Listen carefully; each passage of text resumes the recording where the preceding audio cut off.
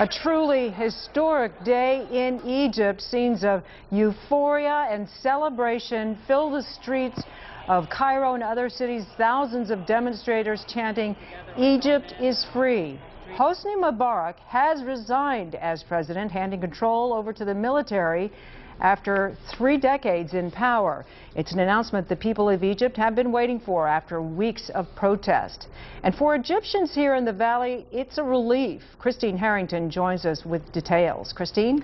Patty, these Egyptians more than 7,000 miles away from the protests couldn't be prouder of their country and their heritage. And tonight they are celebrating like the rest, looking forward to the future. President Mohammed Hosni Mubarak has decided to step down as president of Egypt. Upon hearing the news, fireworks went off and Egyptians could be heard chanting, "Egypt is free."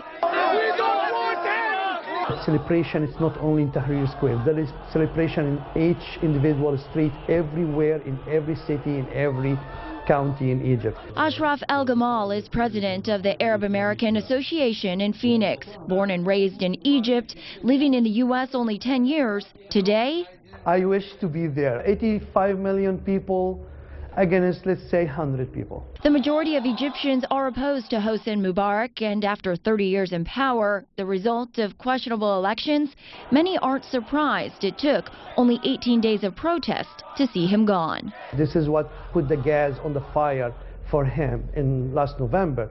It's 99% for his group. No one can believe it. It's fake election. Now many Egyptians are anxious to go back to cast their ballot. My parents, and they're already talking about how they're looking forward to flying back and voting in the next presidential election. Tariq Fahmy, a Valley College student, watches the news closely and communicates with families celebrating in Cairo. It's so cool to see party in the streets of Cairo. It's like about time. The obvious question now is who will Egyptians elect and what now?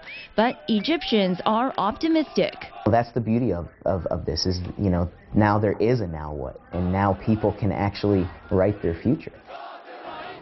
And while it's unclear who will be the next president of Egypt, regardless, the Egyptians we spoke with sincerely hope the rest of the Arab world is watching and learning a lesson from these weeks of protest.